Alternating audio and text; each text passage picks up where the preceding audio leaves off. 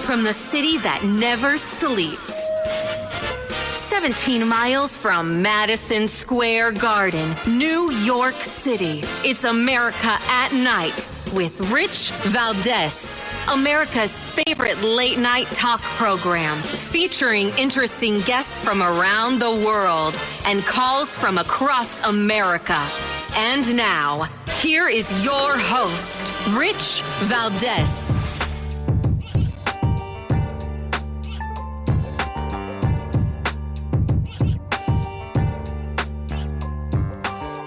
Hi there, good evening, and what's up, America? I am Rich Valdés, Valdés with an S, at Rich Valdés on all of the social media, your liberty-loving Latino amigo.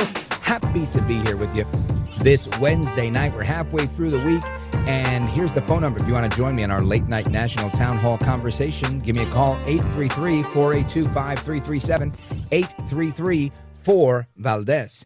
And I want to say to Republicans in New York City, grow a set of balls, please. Your city depends on it. America depends on it. Your future depends on it. Your kids' future, your neighbors' kids, everybody's kids depends on it. Now, thankfully, most New Yorkers are born with an extra set of balls. The people that need to hear this message are the people that do not understand how politics works, I presume. Many of them, political insiders, people in media, people of influence, people of wealth. Let me explain something. Candidate A runs against candidate B. If a candidate C were to emerge, candidate C is the spoiler candidate. Irrespective of polling, irrespective of the coronation that's trying to be thrust upon this person. Yes, of course, I'm talking about the New York City mayoral race, because I keep hearing that somehow it is to the detriment of Curtis Sliwa, a hero and a patriot, that it is to his detriment to run for elective office. Now, how do you do this math? I'll tell you how they do this math. It's lefty math. You say, Curtis Sliwa went and got petition signatures to run in this election. Mounted a primary campaign, didn't have any challengers, became the nominee of his party, and got the line, right? So when you go to vote, there's a first line, there's a second line, then there's independent lines subsequently. He got that. Another candidate duked it out with another Democrat to win the Democrat line. That Democrat is Zoran Mamdani. And guess who he beat? He beat Eric Adams, and he beat Andrew Cuomo. Andrew Cuomo already lost to Zoran Mamdani by 13 points. Just a few months ago, 4 to be exact. 4 months ago, he was beat in June in the primary.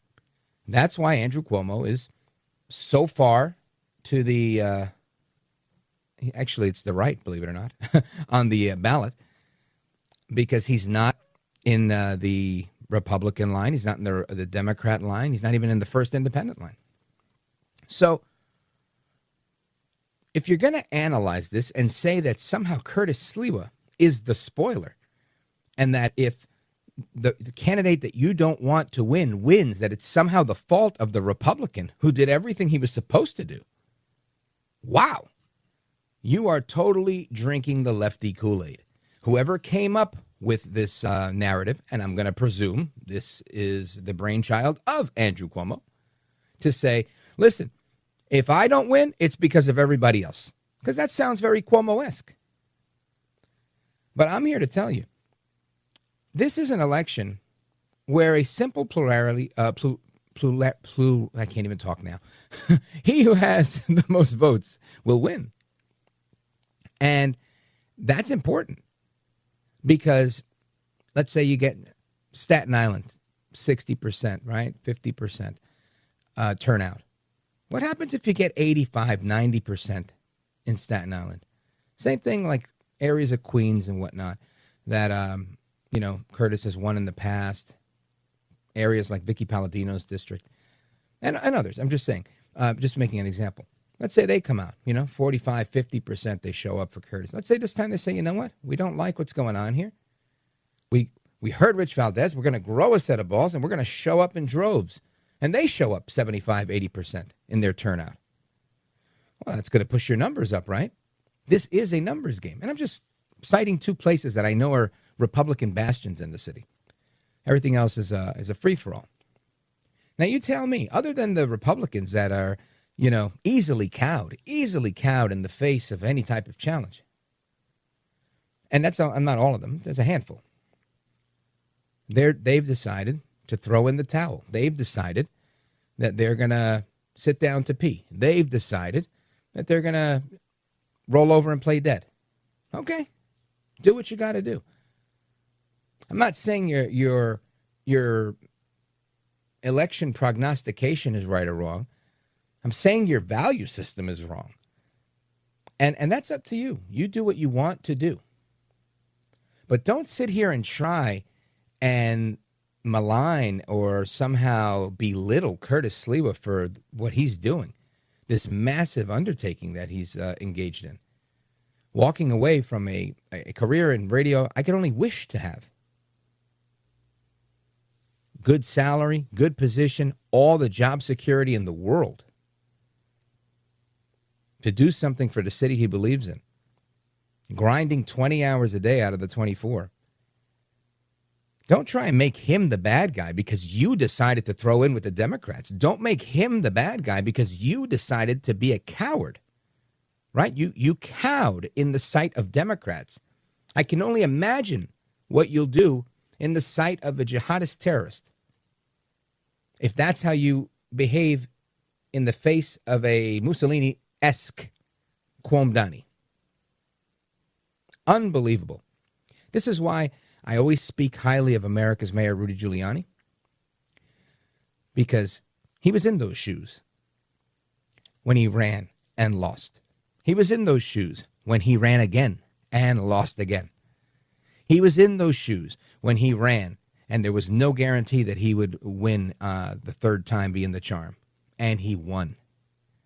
Because New Yorkers realized the stakes are too high. So, amigos, I just want to make it clear. I know many of you are not in New York City. But I want America to know before somebody somewhere, like the editorial board at some big newspaper or any other large entity with access into the media and access to the people, tries to frame this as the spoiler being Curtis Sliwa. The spoiler was never Curtis Sliwa. He is a major party candidate who's been in this thing, if we're going to be honest, since 2021. The Johnny-come-lately here is the failed, dare I say, exiled governor of the state of New York, who's got a trail of bodies behind him that is way longer than anything that we can even attribute to Zoran Mamdani. And that's scary. Don't go anywhere. This is America at Night with Rich Valdés.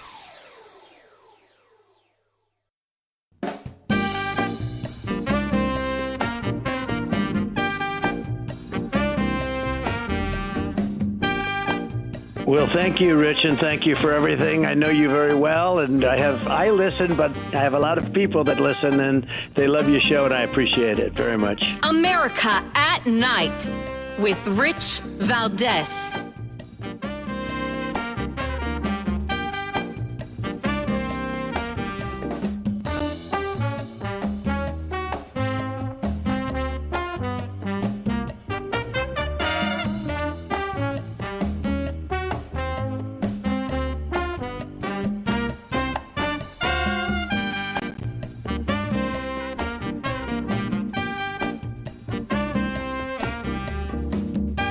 In and around different neighborhoods, and there are still parts of this island that are virtually inaccessible. Tonight, the first look at Melissa's catastrophic trail of destruction through Jamaica. It was horrible, horrific, terrifying, the worst day of my entire life. Homes surrounded by water, roofs ripped off, street after street littered with debris. Food, everything gone, everything gone. Officials say at least 5 bodies were found today, one an infant. We set out from Kingston this morning to get as close to the town where Melissa made landfall as we could. This is what some of the highways look like heading into western Jamaica. After Hurricane Melissa, Jamaican police using chainsaws to clear some of the heaviest debris off the highways. As we got closer to ground zero, it got even worse. I'm here in the town of Santa Cruz, one of the hardest hit by Hurricane Melissa. Part of the roadway here covered in mud, bringing traffic to a standstill in some parts. Residents taking it upon themselves to help with the cleanup. Chadley Brown describing how he got to safety. Water inside. We up here, so you have to swim. Yeah. You had to swim. Yeah. But as we got on the road again, a sudden stop. This right here, the end of the road. We were trying to make it to Black River, but you can see this power line here, one of many obstructions in the roadway. You can see traffic as far as the eye can see. We can go no further. That's a report from NBC News, and I want to get to the bottom of this. And like always, we try to reach out to the best and brightest in America, and we're doing exactly that tonight. We're going to have a chat with the chief meteorologist at weatherbell.com. Joe Bastardi is with us. Joe, welcome. Oh, thank you for having me. You bet. Now, I want to get into a conversation about Hurricane Melissa because every day I turn on the news and they're telling me this is the absolute worst hurricane that has ever existed. And I feel like I hear that every hurricane season. So I'm becoming a little skeptical, but clearly this one is wreaking some serious havoc in Jamaica. Tell us more. Well, it's comparable to the 1935 Labor Day hurricane, which went across the Florida Keys with 210 mile an hour winds and was a feature that 36 hours before it went across the Keys was only a tropical storm. So, these people making a big deal of how fast these things can intensify. They're like skaters pulling in their arms once they get everything together, and as long as they stay very compact, and this was a very small storm in size, they can intensify like that. But you take it past 75 miles west of Kingston, and Kingston's highest wind gust was only 59 miles an hour. Now contrast that to Hurricane Hazel in October of 1954, which passed over Harrisburg, Pennsylvania, Williamsport, Pennsylvania, and we had wind gusts in New York City to 113 miles an hour. And that's much further north. So what happens is a lot of these people don't want to look at perspective. We have a power and impact scale that I've developed at Weatherbell that takes into account the size of the system as well as that spot wind right at the center. You've got to understand that the reported wind, when they say 185 miles an hour, it's not the entire eye wall. It may only be 100 by 100 yard square area. Now, there's no question that the entire eye wall may be still 150 to 160, that kind of thing. But you get out 25 miles to the east of the center, and you didn't have sustained winds to hurricane force anymore. So that's something that we've got to change. This Saffir-Simpson scale is being blown out of proportion by a lot of these climate alarmists, and they know that they could use that, and they tell elements of truth. Like any good propaganda, it always starts with an element of the truth. Right. But if you don't give people the entire picture, they can't see it. You had a situation, I believe, I don't know if it's Al Roker or whatever, put up a graphic that hurricanes are 700 times more likely to intensify rapidly now. Well, what I don't understand is how is this magic CO2 fairy causing that in the Atlantic Basin while the Western Pacific, which is home to the strongest tropical cyclones, is going the opposite way? Was it just bequeath the intensification in one spot and leave the other spot alone? It's just amazing as someone who has studied these things, and I'm 70 years old now, and I've been fascinated with this. My dad is a meteorologist from Texas A&M way back in the 60s. So, he showed me all this stuff. I just can't believe we've gotten to the point where people just push these issues just for an agenda that has nothing to do with weather and climate. Yeah, listen, Joe Bastardi, that's kind of where I am, right? I realize that these things are difficult. And, my parents are from Puerto Rico, and I know that every year, all of the Caribbean is always on alert after September, and every now and again there's a really bad hurricane. You mentioned 1935 being the last one like this, but what was? Let's just say. No, actually, Rich, that was the strongest recorded storm on land. We don't know exactly what the winds were or the pressure was where this made landfall. So you had the reconnaissance aircraft that was measuring this, but we didn't have reconnaissance aircraft back in 1935. Right. So the reconnaissance in 35 might have measured something even stronger than that. So the thing is that we have to remember that the metric that needs to be used and judged is landfall. What you see out over the ocean, we don't have any way of telling what happened many, many years ago like we do now. Yeah, that makes sense. Now, with wind speed, this is like 50 miles an hour faster than the last one Jamaica seen, or is that too much? Oh, it's a benchmark storm on Jamaica. I don't know who follows me on Twitter or Weatherbell, but October 22nd, I posted a map and said this is going to be the worst storm in Jamaican history. Just like 4 days before Helene, we said there was going to be an epic storm in those mountains there. You can see these things coming. It's not magic. In fact, I often bring up my meteorology prof at Penn State, Dr. John Lee, my tropical prof. This guy, this was back in the 70s, would show us examples of these things happening. But who knew that back then? Now we have the observations to see them all the time, and they're constantly on TV and everything. It's like with tornadoes. You didn't see all the tornadoes that were going on in the 50s and 60s. Yeah. You just saw everybody's out storm chasing, so they all have a ability to see it. But yeah, this is Jamaica's benchmark storm. But my point is that it was forecasted to be that. So I mean, like I said before, if I was asleep at the switch, it's interesting in that from September, I kept stressing that we expected a big end game out of the Western Caribbean. What fooled me to some extent is that it did not develop further west.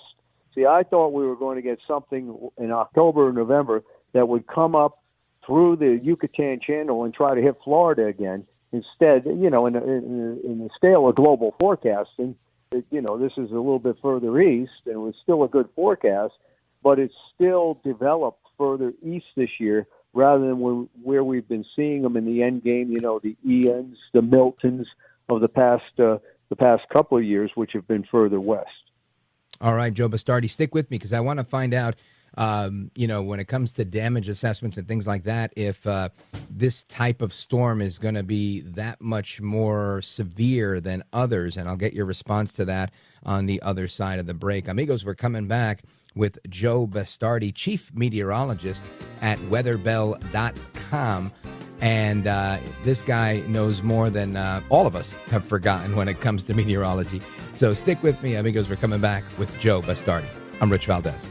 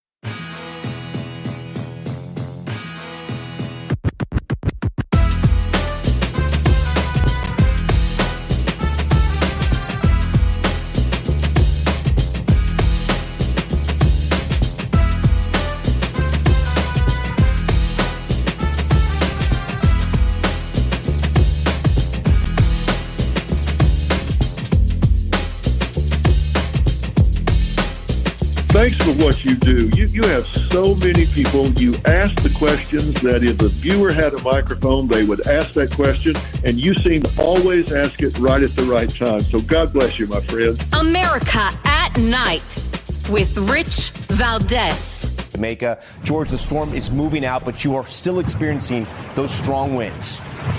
Tom, the winds are still whipping, and they're expected to continue through tonight. You can see just how high some of the surf is getting here. Roads still in the area are going to be impassable. Debris is littering a lot of the roadway, and the damage assessment is only just beginning. Tonight, a devastating direct hit. Melissa slamming into Jamaica as a catastrophic Category 5 hurricane, pummeling the island with 185-mile-an-hour winds and torrential rain. The monster storm unleashing raging floodwaters and life-threatening storm surge, tearing roofs from homes and knocking out power for hundreds of thousands. This was the terrifying scene inside a hospital as Melissa ripped through. Tonight, officials cautioning people to avoid flooded areas where crocodiles may lurk. Kingston may have been spared the worst of Melissa, but we are still experiencing those strong tropical force storm winds.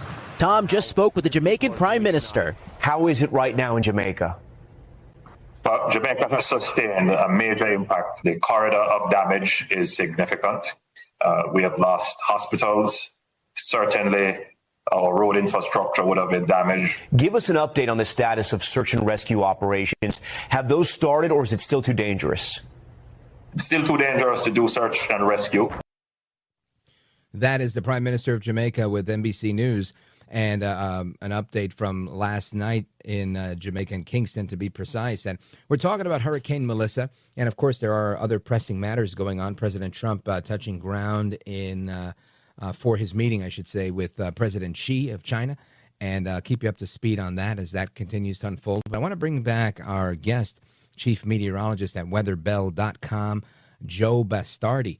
And, Joe, you heard the Prime Minister talking, and before our pause, I had asked you if, my question is, do you think that the construction that is typical in the Caribbean, Puerto Rico, Dominican Republic, Jamaica, a lot of concrete construction, not many high-rises in most of the island, do you think that's going to withstand this type of hurricane, or is this something that, since they haven't seen it, it's going to be that much more catastrophic? Well, I can't imagine it standing up to this. I mean, the devastation is going to be total in some places, but on the other hand, this will give them a chance to rebuild. And in a lot of cases, you see people come out stronger after this. I'm not trying to be like cold about the situation, but we've seen many times, for instance, with the 2005 season.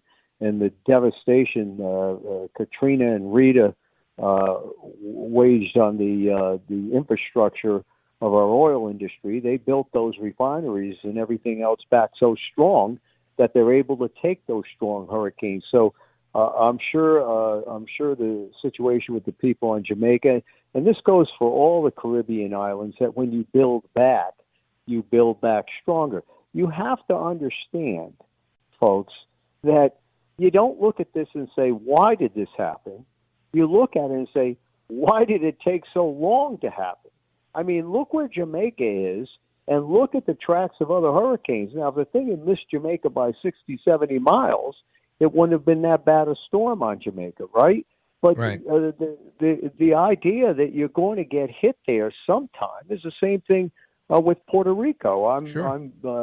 My dear friends, I have two dear friends that were on the Puerto Rican wrestling team, Jaime Espanol and Franklin Gomez, and I would be warning them all the time about the situations on Puerto Rico. So Puerto Rico, fortunately, has not been hit by something like Hugo in quite some time, or Hortense.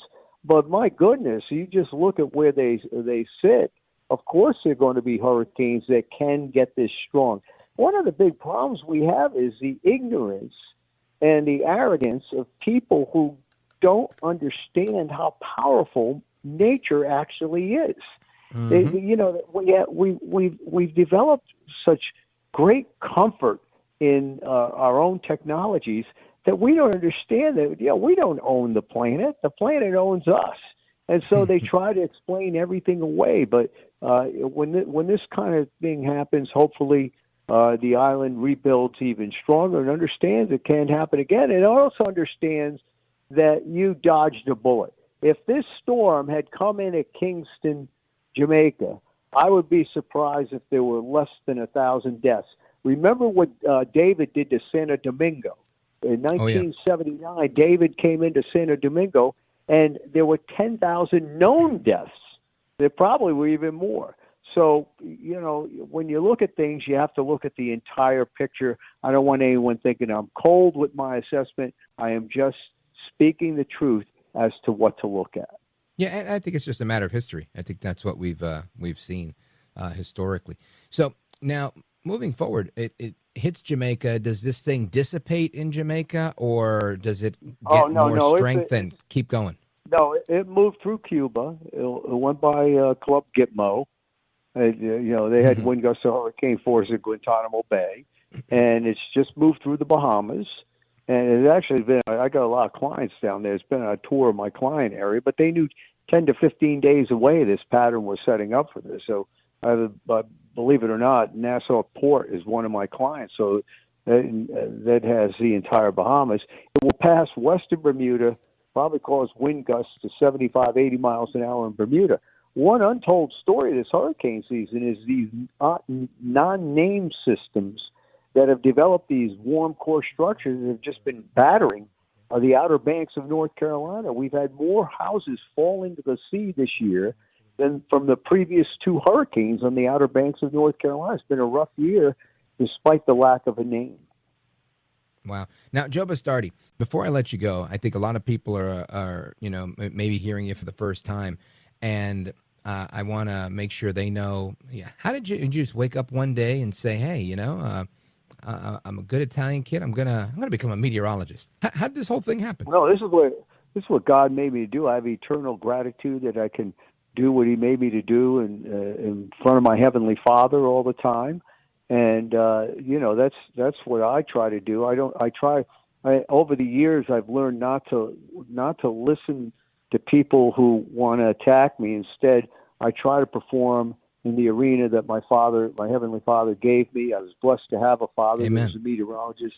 So no, from my first inkling, this is all I ever wanted to do. And I feel so bad for so many weather people who love the weather that they did not get a chance to work in. I get letters, it just rips my heart out when I see how the passion and love other people have, but they had to make decisions like my dad did. My dad had to get out of meteorology for his family, but he left enough for me so that I was able to do this. So this is what I was made to do. I'm going to do it until I get pulled off the field by my Heavenly Father. That's how I look at it. Amen. What a testimony. Joe Bastardi, let everybody know how they can keep up to speed with you, get your books and other things like that. Well, I got two books here on Amazon, The Weaponization of Weather and the Phony Climate War and the Climate Chronicles. Weatherbell.com is my company. We charge, but I think we're the best weather company in the world in that we are weather first. We're not concerned about the media aspects. You don't even see me on TV anymore. And I'm a big Joe Bastardi. I guess that's what I am on Twitter, if you want to follow me there, because I throw out snippets of stuff. And, of course, every once in a while, I tell a joke, too, because I still think I'm funny. I love that. You got to have a good sense of humor. Joe Bastardi, thank you for being here with us and educating us on what's going on in the hurricane world. Hopefully we'll do it again real soon. Amen. God bless you and enjoy the weather. It's the only weather you got. Same here. Right back at you. Godspeed to you, my brother. And, amigos, your thoughts, your calls, and reactions to that, President Trump's visit to China, the New York election, and a bunch of other things I've got up my sleeve. Don't go anywhere. This is America at Night with Rich Valdés. Call now, 833-4-VALDEZ. That's 833-482-5337. 833-4-VALDEZ. That's Valdez with an S.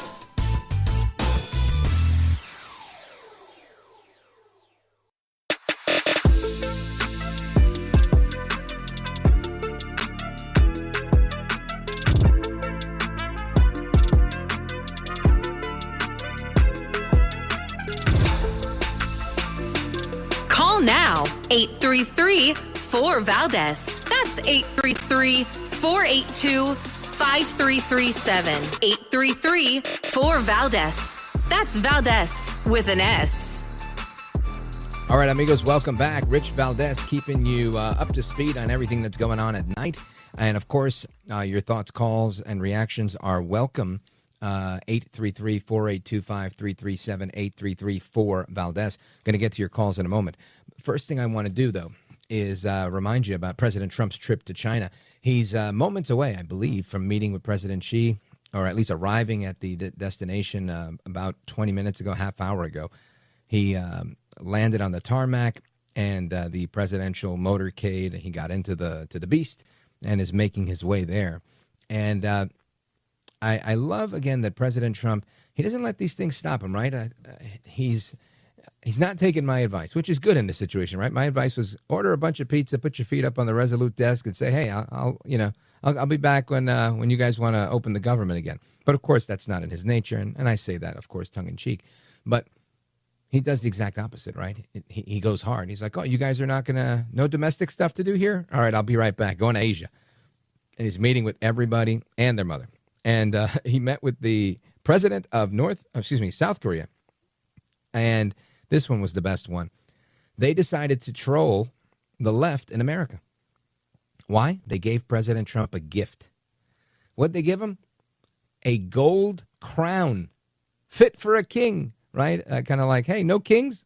Here's this for President Trump. I thought this was one of the best gifts that the president has ever received. There were so many cool GIF images and little AI videos out there of like Trump taking it out of the case, putting it on. It really was really cool. It made me laugh, but it made me think.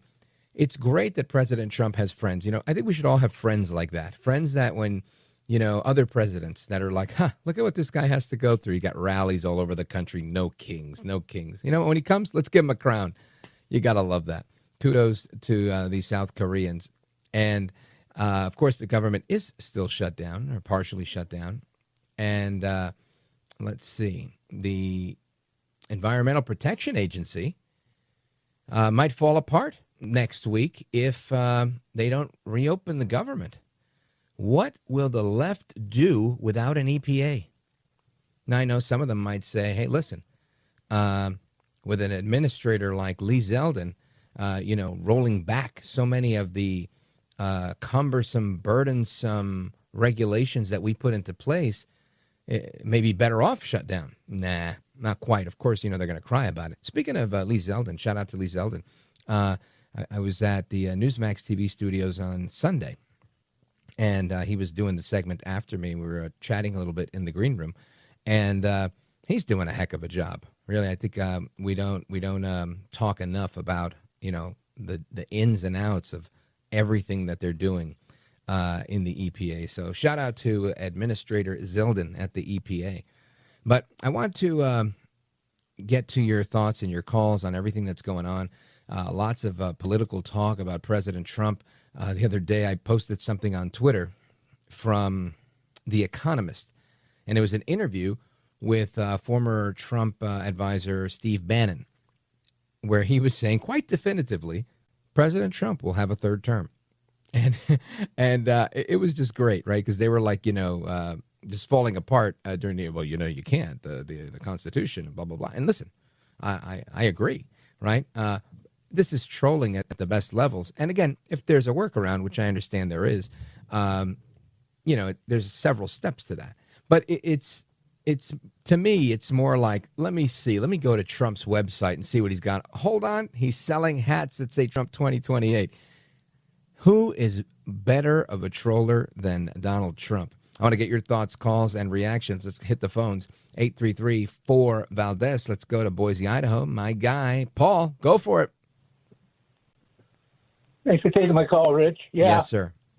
I think we should try to put this either to bed or to get it awakened and get addressed as far as Trump and a third term is concerned. I was thinking about Turnbull. I think that's his name, Turn something. He's the constitutional attorney that's a professor. Oh, yeah. Jonathan Turley. Surely, thank you. Yeah, and then also your old boss. Yeah, Mark He Levin. would know That's whether or not. I need something from the Constitution. I go to Mark, or I go to the Constitution. But Mark knows so much more than the Constitution because he was chief of staff to Attorney General Ed Meese. That he knows all about the Department of Justice guidelines and really how Washington works and how Foggy Bottom works. So, really is a national treasure. But go right ahead. Well, I was going to say that he'd be up against Obama for his third term too, if you're going to allow third termers. And I think Trump would whip him. Yeah, listen, really if we're do. going to call, if we go by the logic that Joe Biden was Obama's third term, then we can definitely say that, man, Trump's going to have a third and a fourth, right? Because if you have this ticket that they were just talking about of Vance Rubio, and let's say you get some mileage out of that, just presuming, you get, 4 to 8 years out of that. And Rubio's been a standout. So if that happens, then you've got another 4 to 8 years out of Rubio, should he choose to run. And man, that is amazing. I don't hear what you're saying. So I'm going to play a cut on that when we come back. I'm going to take a pause right here. Here's the phone number, 833-482-5337, 833-4-Valdez. This is America at Night with Rich Valdés.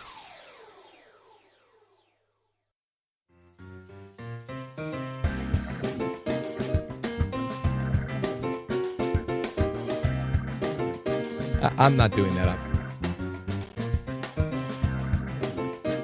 Here we go, and we have a cut, I'm told, of President Trump addressing this third term. Listen to this.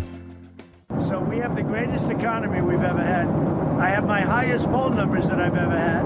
And, based on what I read, I guess I'm not allowed to run. So we'll see what happens. Johnson says you're trolling when you talk about a third term. Well, I don't think he said that. I don't think he'd use that term, but it's a very interesting thing. I have the best numbers for any president in many years, any president. And I would say that if you read it, it's pretty clear. I'm not allowed to run. It's too bad. I missed it. But we have a lot of great people. If you read it really clear, it says I'm not allowed to run. It's too bad. How do you not love him, huh? How do you not love him? And his non-answer answers. I love it. Continue the trolling, sir. Nobody does it better than you. And he always leaves the door open. I think this might be one of President Trump's biggest strengths, is that he really doesn't see obstacles the way other people see them. People go, oh, that'll never happen. And I guess I'm like that too, right? I'm not saying I'm like Trump. I'm saying he's on a whole different level. But I am saying that there are times where I see the impossible and I see a path forward with the impossible. And then there are times I don't, right, where I'm jaded, where I just don't see a way for us to get through on certain things. And I'm learning to not accept the jaded approach, right? And I'll tell you, just to share with you for a moment, that stuff comes from, the years of being involved in government and in activism and in media and radio, things like that, where where I am. Right, I'm not a conservative that comes out of Florida or Texas. I'm a conservative that comes out of the New York metropolitan area, dirty jurors, and it's a different ball game here. And as much as I want to see the change I want to see, I realize that it doesn't happen as quickly as I'd like to see it happen. But I can tell you, 20 years ago, right? September, 20 years ago today. September 29th of 2005, I was a month in to having my second kid, right? She was, her birthday was the 26th of September. So she was a month and a few days old. And I was a few days away from a state assembly race where I got a pretty good percentage, but I was trampled by a very popular Democrat. But I saw a way forward. I didn't win that election. I never even ran again. But my point is, sometimes you just got to be optimistic. Hasta la próxima. Take care, good night, and God bless you, America. I'm Rich Valdés.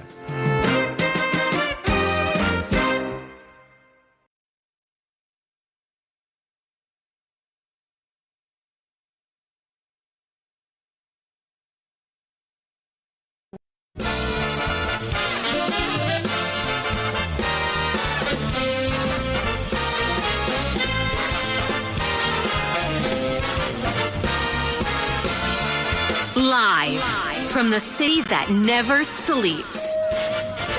17 miles from Madison Square Garden, New York City. It's America at Night with Rich Valdés, America's favorite late night talk program, featuring interesting guests from around the world and calls from across America. And now, here is your host, Rich Valdés.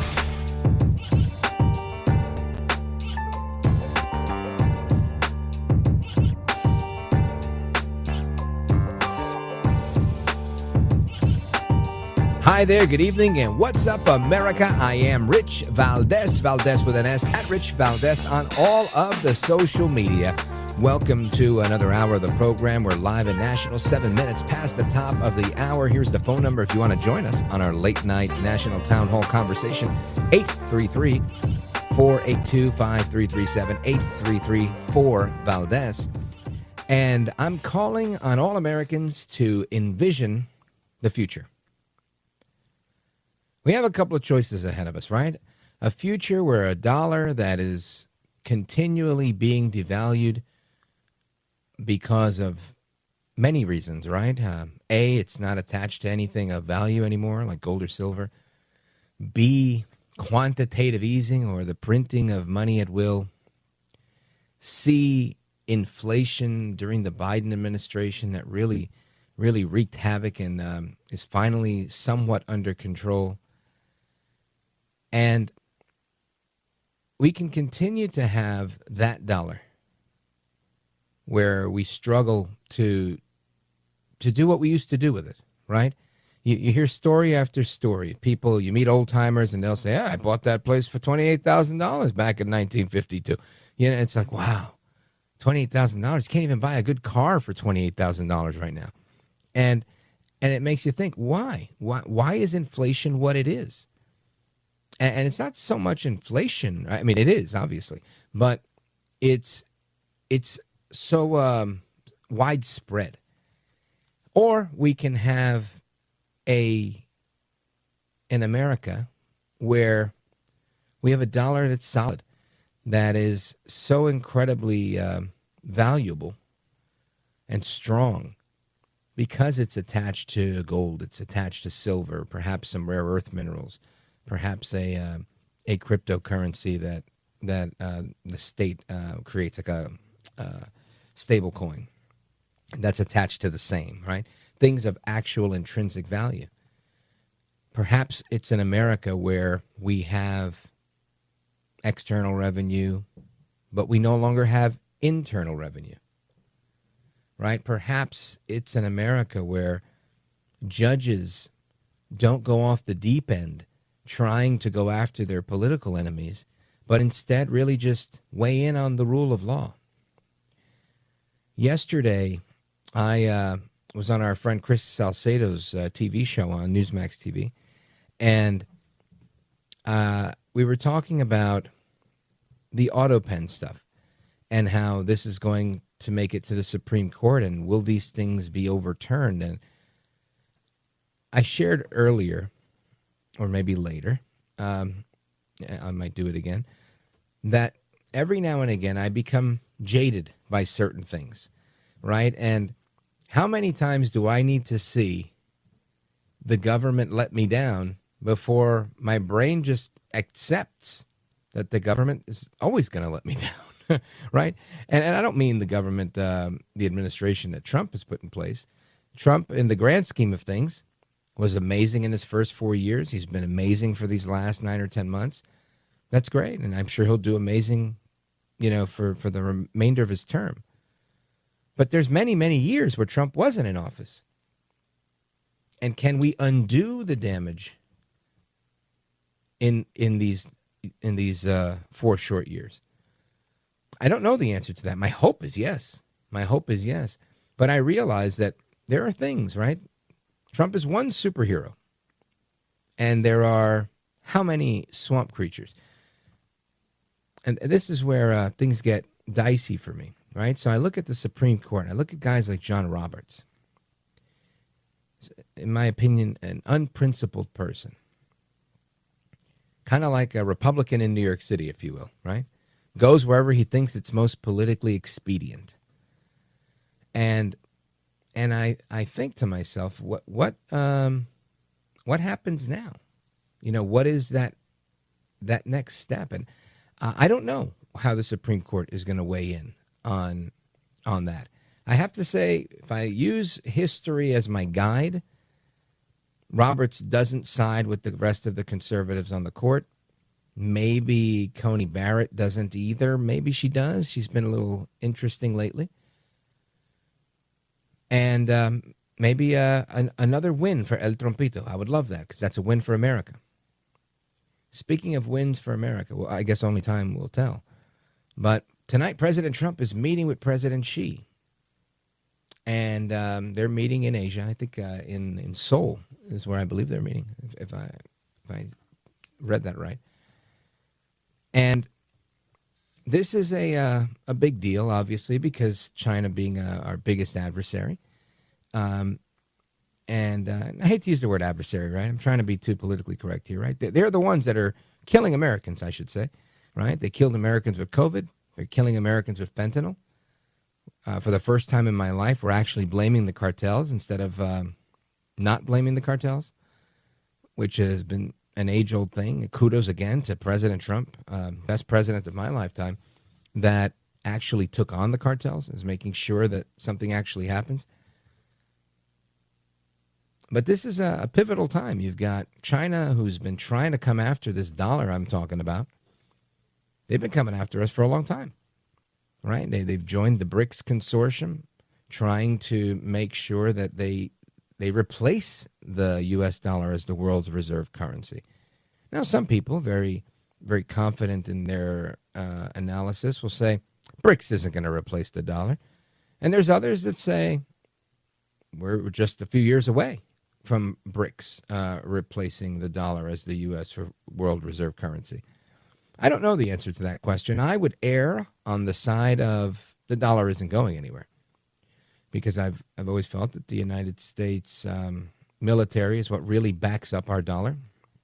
And until there's a bigger and badder military, I think we're safe in that regard. However, you look at the way warfare is being conducted lately, and it's no longer the biggest, baddest army. It's, who's the best propagandist? How do we get in your brain?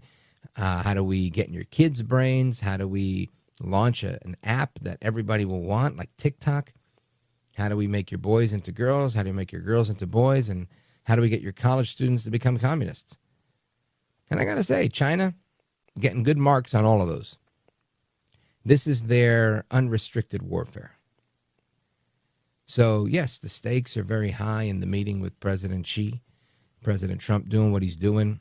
Like always, it's kind of his MO, right? He goes to the region, and before he meets with the person that he has, any type of conflict with, he meets with all of their neighbors first. And once he's made these deals with their neighbors, then he says, oh, yeah, by the way, I was just over here talking to so-and-so. I went to Tokyo. I went over here to Korea. Everybody's wonderful. They're all on board. And now it's time for me to talk to you. So I appreciate the strategy, and I'm hopeful to see what comes of it. President Trump and President Xi, again, momentarily, moments ago, I should say, shaking hands and embarking on this conversation they're about to have. However, I want to talk about the economy. Again, interest rates cut. This is a good thing, I think. And we're going to talk about that with former White House economist Steve Moore straight ahead. This is America at Night with Rich Valdés.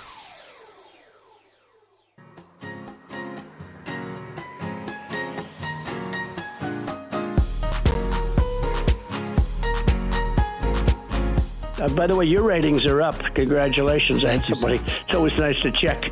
I like to see, even if they're friends, I like to see how are they doing. Are people listening, right? That's but right. You're doing great. America at Night with Rich Valdés.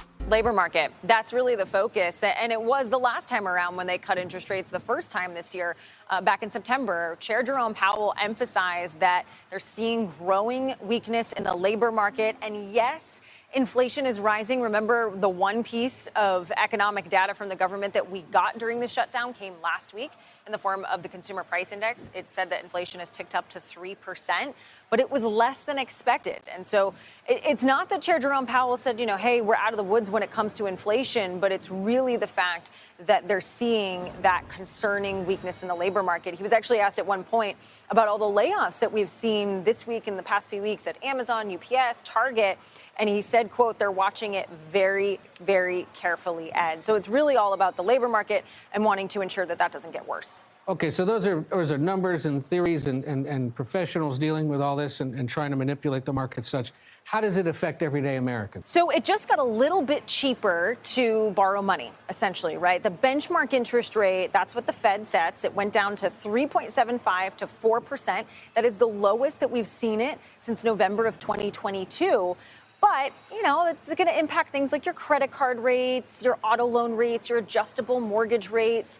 The thing is that a quarter point, it's not huge, right? If you've got a credit card interest rate of over 20%, a quarter of a percentage point is not going to move the needle much. And that's Kelly O'Grady and Major Garrett on CBS News. And I want to get some feedback on this because he knows a whole lot about this and the economy from both the private sector perspective and the government perspective.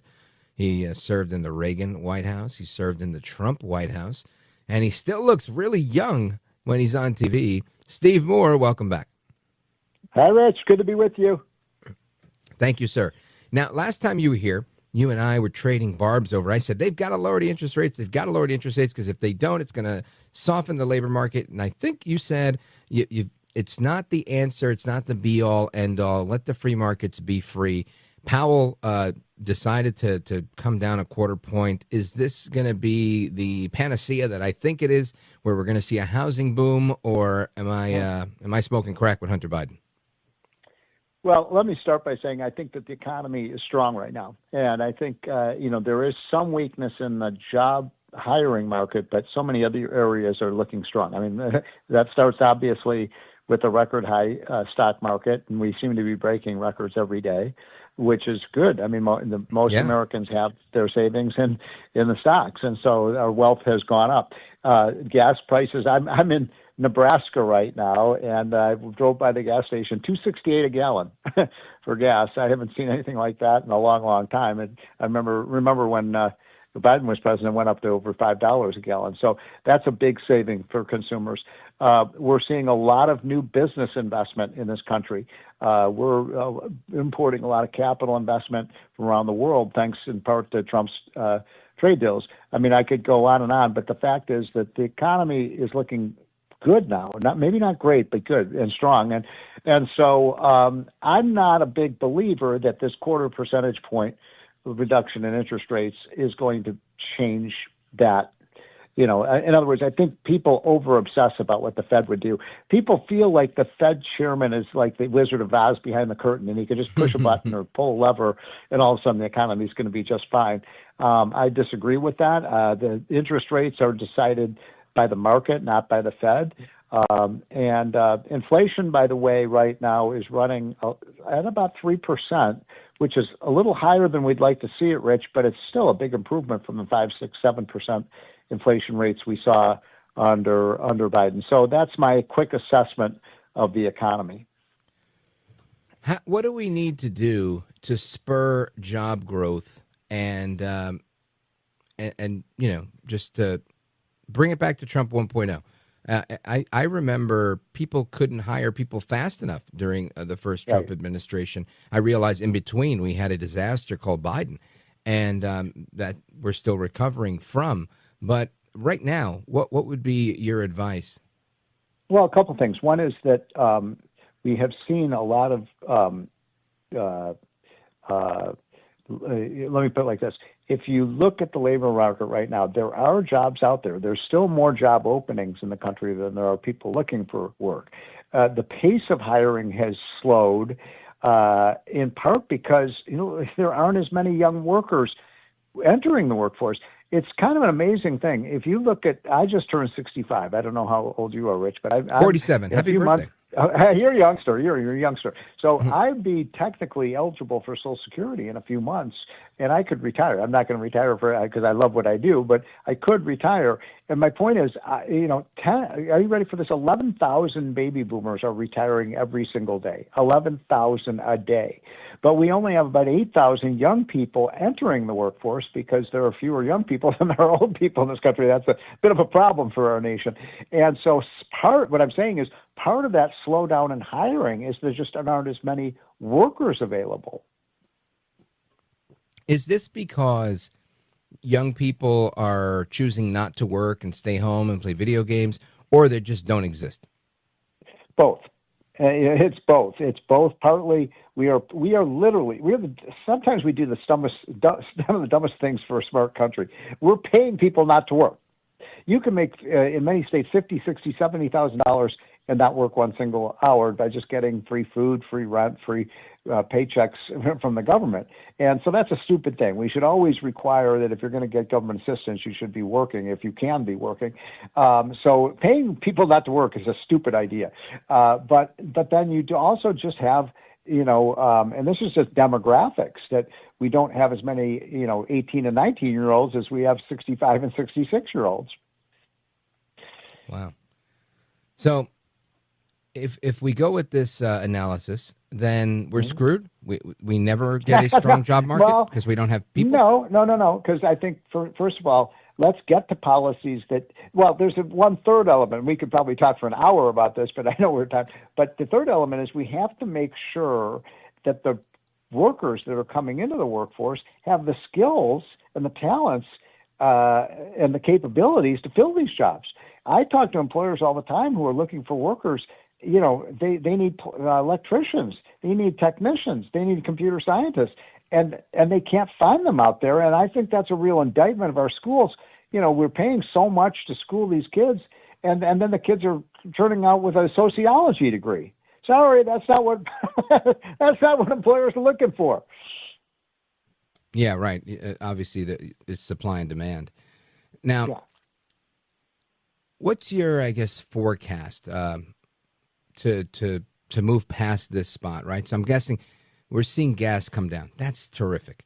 We're seeing some movement with the Fed. I think that's a good move because as it becomes hopefully that will inspire banks. I know it's not your philosophy, and I agree with you. The free market should dictate, but I think there's too many people that are just holding on to the Wizard of Oz in the Fed.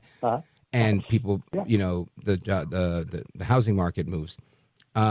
When do we get to $2 gas? Because I feel like we're headed in that direction. I don't know if we're going to get that low. I mean, if we can keep the gas price below $3 a gallon, that's like a tax cut for It means that sure. Now I'm paying like $20 less for a fill up than I used to. Yeah, I got yesterday $2.47 a gallon. Jersey. Where was that? I want to go to that service station. Yeah, it was. There was a bunch of places. I was like, man, it's all on sale over here. Steve Moore, stand by. The music means I got to take a pause. We're going to come right back. Amigos, we're coming right back with a former White House economist, both in the Reagan administration and the Trump administration, Steve Moore from the Committee to Unleash Prosperity. Make sure you sign up for his newsletter, by the way. And we're coming right back. Don't go anywhere. I'm Rich Valdés.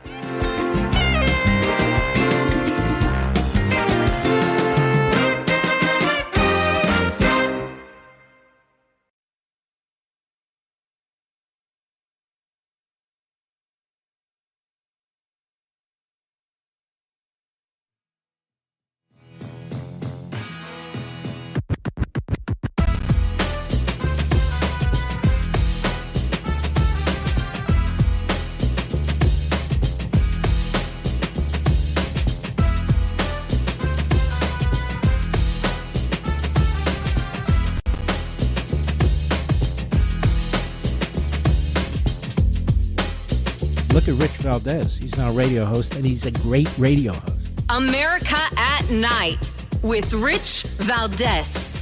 We had a tremendous meeting today with South Korea. I think the meeting was determined, very much determined. and we made our deal. We pretty much finalized a trade deal, and we discussed some other things having to do with national security, etc. And I think we came to a conclusion on a lot of very important items. We had a terrific meeting in Japan also, and we concluded a trade deal, very big one, a very big trade deal. And I always say good for both countries. I think it really is great for both countries. That, again, President Trump speaking today regarding his trip to Korea, South Korea, his trip to Japan, and President Trump right now, as we speak, meeting with President Xi. And I think this is a big deal. I want to get some reaction to that and the economic impact associated with this trip from our guest, Steve Moore. He's from the Committee to Unleash Prosperity and former White House economic advisor in the Trump administration, served in the Reagan administration as well. Steve Moore, you heard President Trump saying it's a very big trade deal, very big. How big is the trade deal, and what is the impact? Well, first of all, I mean, this guy is so amazing. I mean, his energy level is incredible. I mean, I don't know how he does it. I mean, he's in one day he's in Japan, the next day he's in Korea, the next day he's in China. I mean, it's unbelievable. And having worked for him and traveled a bit with him, it's just the most exhausting thing. And he is the energizing bunny. Look, it sounds like this Japan deal and Korea deal. I don't know all the aspects of it. It hasn't been disclosed yet. But I believe that Trump is telling the truth, that we've got a better deal, a fairer deal.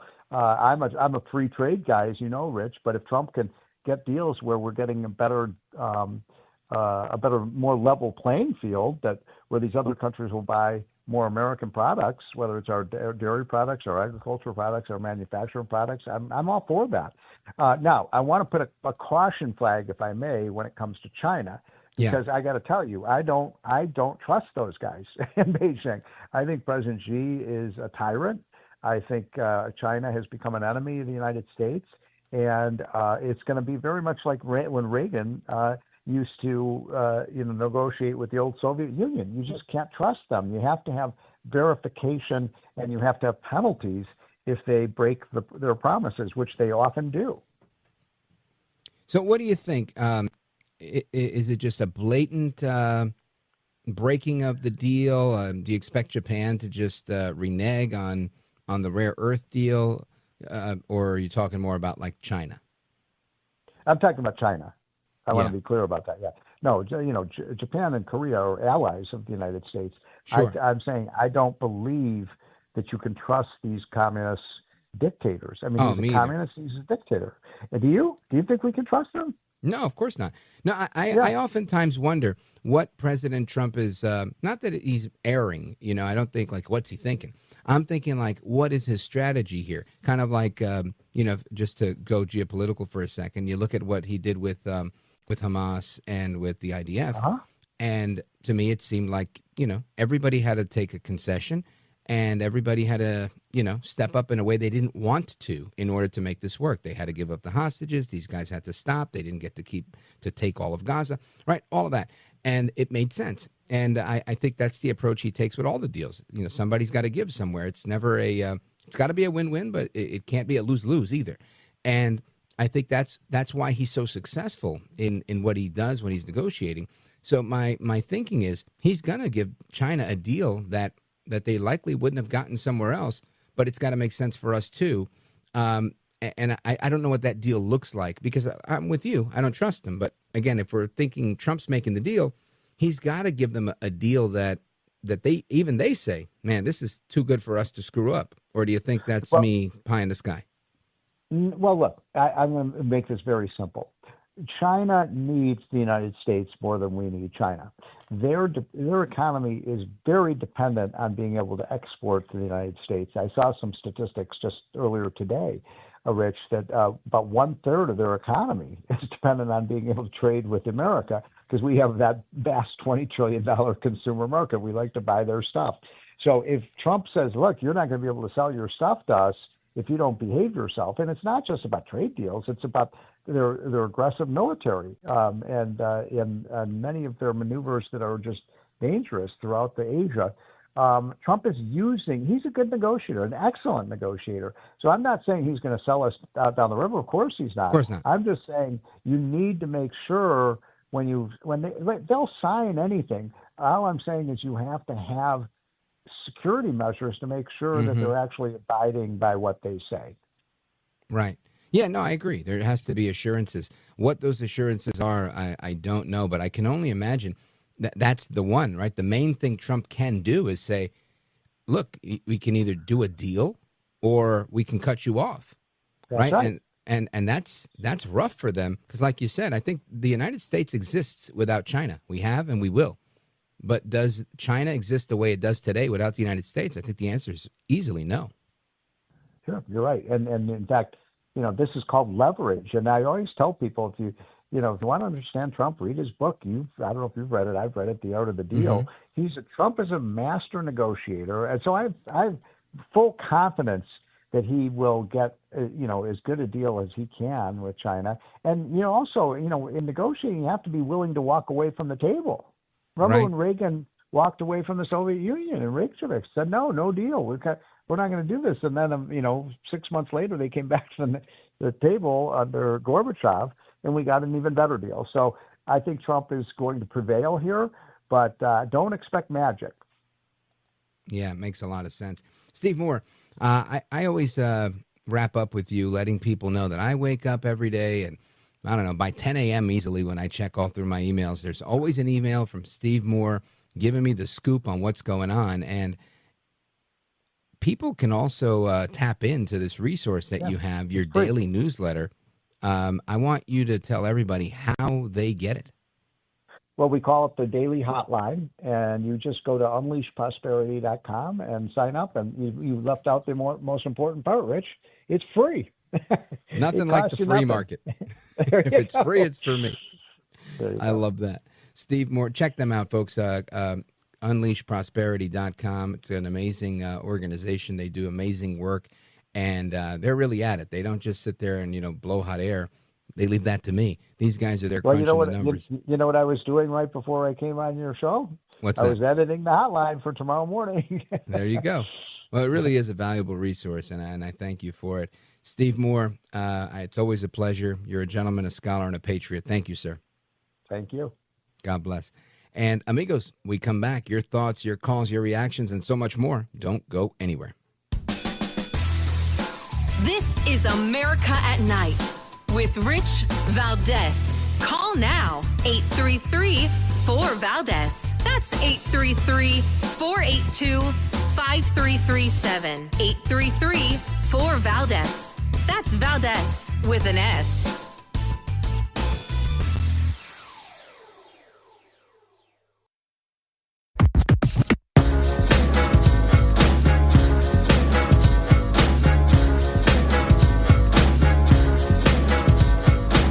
After the guest leaves every night and we're doing open phones, kind of at the heartbeat of America. And you sit there in this radio studio and suddenly you hear voices. Mobile, Dallas, New York, Miami.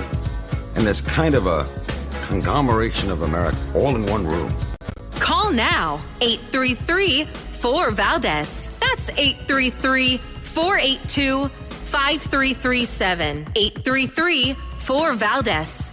That's Valdés with an S. Yeah, you might think, given that the Republicans are in charge of both the House and the Senate, that a government shutdown might actually hurt the Republican brand. But in fact, it hasn't. If anything, it's been helped a little bit. Take a look here, the shift in net popularity versus pre-shutdown.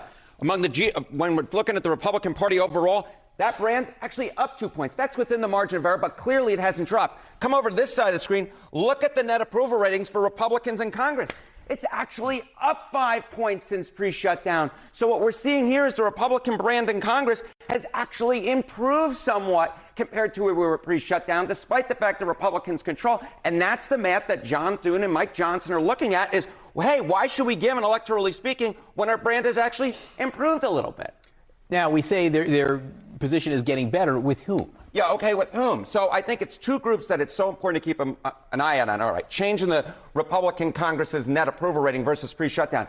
It's rallying the base for sure. Look at this. The net approval rating up 12 points versus pre-shutdown. But it's not just with the base. It's also with the middle of the electorate. Look at this. Among independents, it's up 8 points as well. So we've got a situation here where Republicans with the shutdown are actually rallying their base, but it's also something that's not hurting them with the folks in the middle. If anything, it's helping them with folks in the middle. And this is the type of math that if you're Republicans, you like to see, right? Because something could rally the base but alienate those in the middle, or something could rally those in the middle but alienate the base. But the truth is, we're not seeing that. What we're seeing is the Republican brand has actually gotten better among independents, and it's also gotten better among Republicans as well, that Republican brand when it comes to those in Congress. So again, what's the electoral reason that Republicans would give in at this point? And Democrats, of course, they have their eyes on the midterm elections. Yeah, we have elections 1 week from today, but what Democrats in Congress are mostly focused on are 1 year and 1 week from today from the midterm. So how are they positioned right now? Yeah, so, I mean, look, the generic congressional ballot, which traditionally Democrats have done really well on,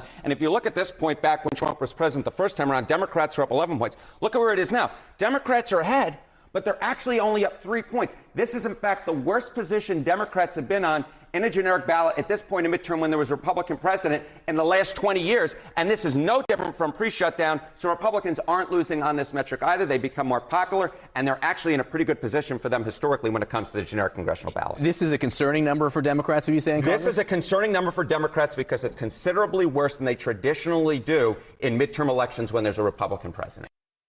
That's CNN chief data analyst Harry Enton. And like usual, he splices the numbers in a very interesting way with a lot of insight. And interesting, right? So you would think, because you hear left and right, that Trump won't reopen the government and this and that and the other. Meanwhile, congressional Republicans are becoming more popular. Imagine that. People in Congress becoming popular.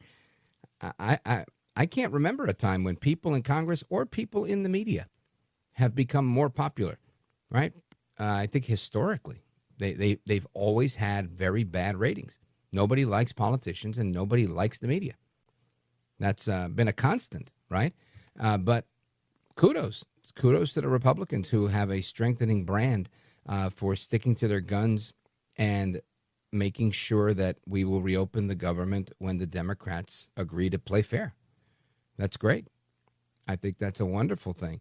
And I think part of the reason Republicans are doing well is because President Trump is meeting with all the people he's got to meet with. He's met with Putin. He's met with Xi. He's meeting with the president of South Korea, meeting with the prime minister in Japan. And Trump is out there. He's making the deals. He realizes this is a global economy, and he takes his role as leader of the free world very seriously and quite literally.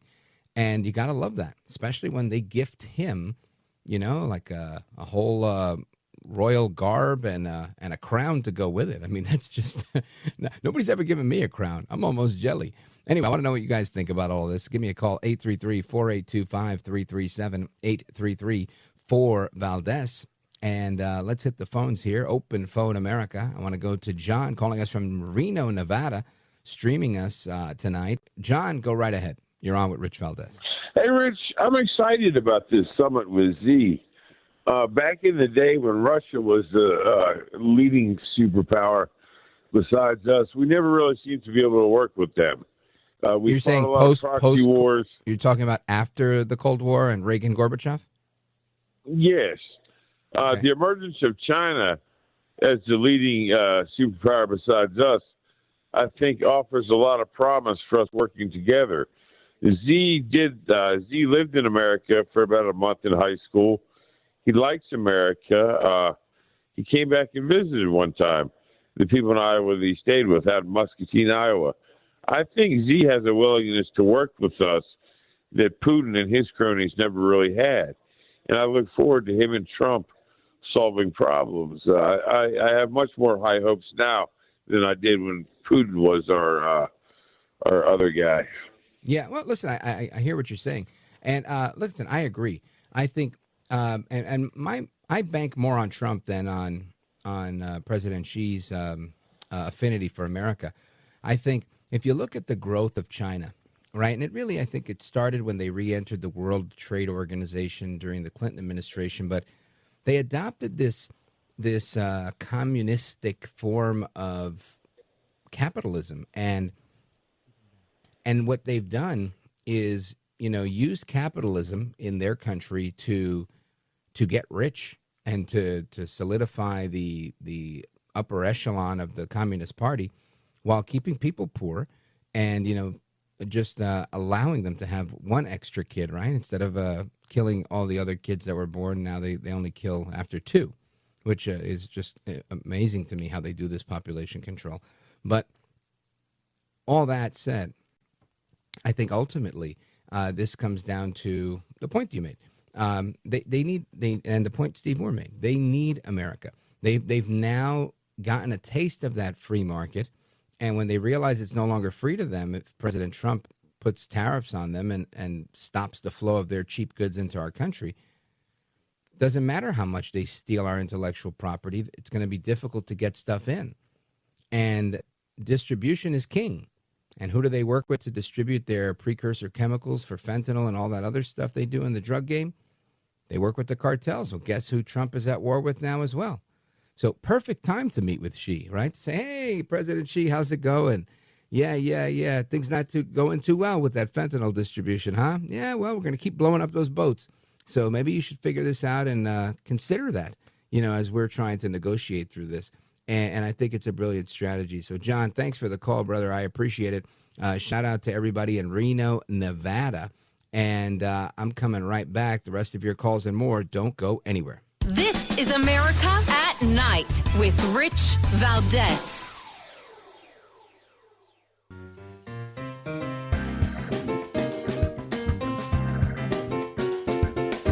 I want to say to you that I really appreciate what you're doing for people and their state of mind and their viewpoints on the airwaves every night. I really do appreciate it. America at Night with Rich Valdés. Pub crawls are banned in Barcelona, the popular tourist activity of going from bar to bar, enjoying a drink or two as part of a route is an experience the council doesn't want for the city. Aquestes experiències a la ciutat no li interessen.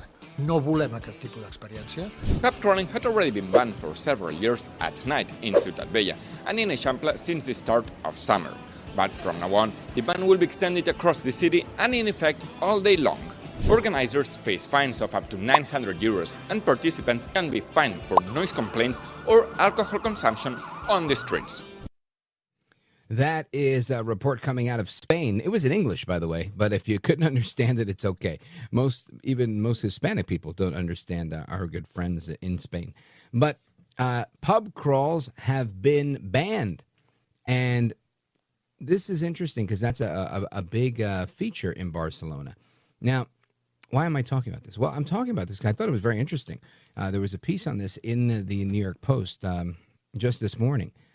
And this, Barcelona is known for being a hot spot in Spain, and now it's banned. You can't promote it, you can't organize it, you can't run any of them, any type of guided drinking tour. And I'm wondering, why. They're saying, well, the neighbors need to sleep and this and that. And all I could tell you is, I'm not a big drinker. I'm really not. I've spent large parts, like decades of my adult life where I didn't drink at all. But I can tell you this. Places that are known for people that go to enjoy libations, like New York City, Barcelona, Hoboken, right? These are people. You got to give people what they're looking for, in my opinion.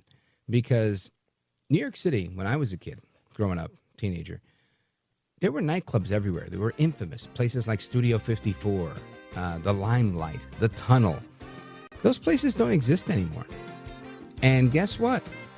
New York City is now an S-hole. So maybe we need better nightlife? I don't know. Maybe I'm wrong here. You let me know. 833-4-VALDEZ. More conversation straight ahead. Keep it locked right here. Don't go anywhere. I'm Rich Valdés.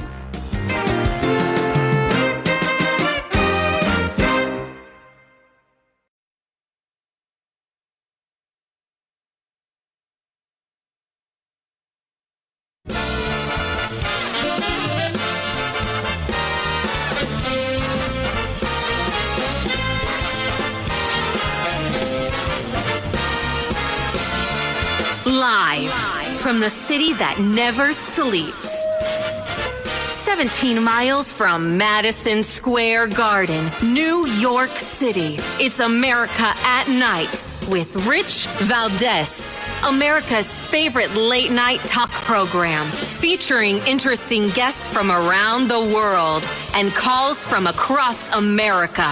And now, here is your host, Rich Valdés.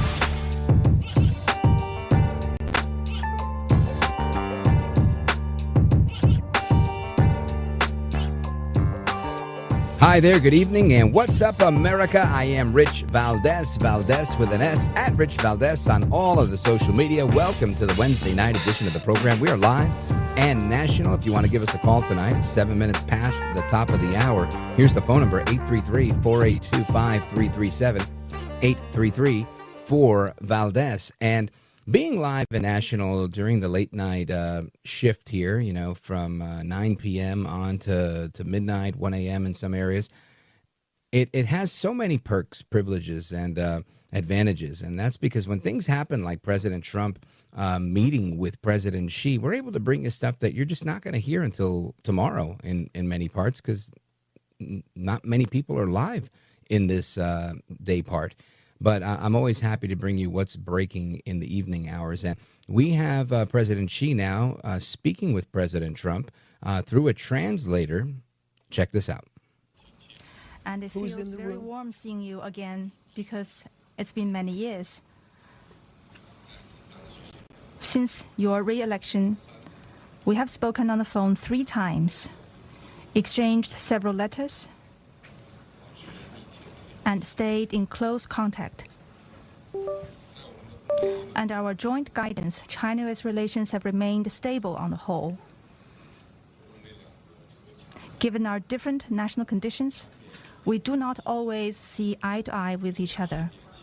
And it is normal for the 2 leading economies of the world to have frictions now and then. And in the face of winds, waves, and challenges, you and I, at the helm of China-US relations, should stay the right course and ensure the steady sailing forward of the giant ship of China-US relations. I always believe that China's development goes hand in hand with your vision to make America great again. Our 2 countries are fully able to help each other succeed and prosper together. Over the years, I have stated in public many times that China and the United States should be partners and friends. This is what history has taught us and what reality demands. A few days ago, in the latest round of consultation, our 2 economic and trade teams reached basic consensus on addressing our respective major concerns and made encouraging progress. Again, that is part of the conversation in progress right now. President Xi conversing with President Trump. We'll bring you more on that as that conversation progresses. And this is President Trump's historic Asia trip, scoring a deal in South Korea just yesterday. Day before, scoring a deal on rare earth minerals with Japan. Yesterday's deal, the South Koreans agreed to buy more planes and natural gas. The Japanese agreed to buy more defense investment, to make more defense investment and buy more defense products. And this is all good news for America, obviously. And moreover, giving him the opportunity to build relationships. Trump is great at building relationships. He's even better at scoring deals. And hopeful to see what comes from the trip with President Xi over here. I think the key here is, if we take Xi at his word, which I would say is probably a mistake, but if we take him at his word saying we can coexist and work towards our goals, then he wants to do what he wants to do, right? To run the world and take over everything and, do what Chinese communists want to do. But if he wants to do it and still make money in America, he's going to have to make some concessions. I have no doubt that Trump is going to make a deal with the guy that hopefully doesn't include arms. And I say that jokingly. They do their own thing. But that is going to be beneficial to the U.S. and will somewhat marginalize them, pushing them away from being an enemy and more towards a partner. And I think there's always room for that, all right? There's always room to find that place of common ground where we say, look, we don't have to fight, right? There is enough for everybody to eat. And I think that's what Trump specializes in doing. Anyway, that's that part of what I wanted to talk about. Then there's a few other things on my agenda tonight. We're going to have some conversation about what's going on in Gaza. Yesterday, we spoke about how the Hamas terrorists violated the ceasefire. President Trump being very clear today that no one is going to derail this peace process. And I think that's a good thing. But I want to know what that looks like, right? Because there's, obviously some unrest there. There's, people shooting at the IDF, which they're not supposed to be doing. President Trump's confidence speaks volumes, I think, in this situation. He typically doesn't speak that way. He's right. He's famous for saying, let's see what happens. Let's see what happens. Right? He leaves the door open for possibilities. With this, he was very specific. No one's going to deter the peace process, and they will disarm. I don't know if you heard that a week or two ago when he said, they will disarm. One way or the other, they will disarm. These are pretty absolute statements, meaning there's a bunch of things that we don't know about that are giving President Trump the confidence to speak so authoritatively on this matter. And I think that's good for the Middle East. It's good for the Middle East to have such a solid perspective and plan in place. So we're going to talk about that and the rest of the geopolitical situation straight ahead. Plus, I want to get into your calls as well this evening, what's left of the evening before we wrap up. And there's a few things that I wanted to talk about.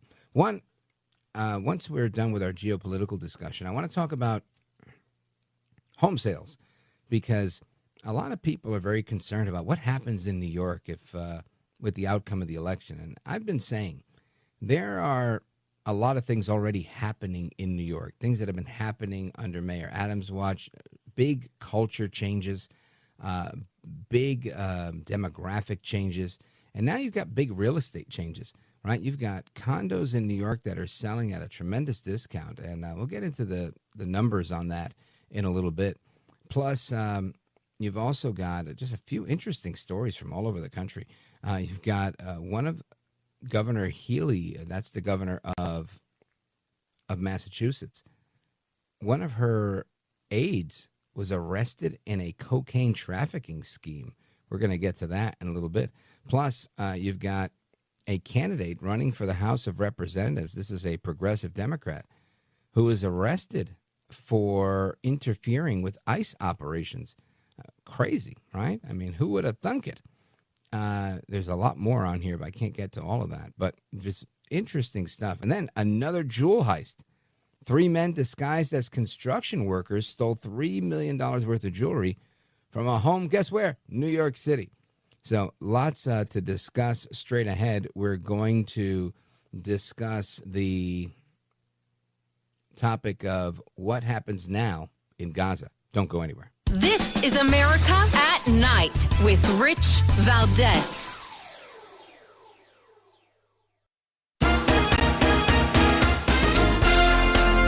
Oh, my liberty-loving Latino. America at Night with Rich Valdés.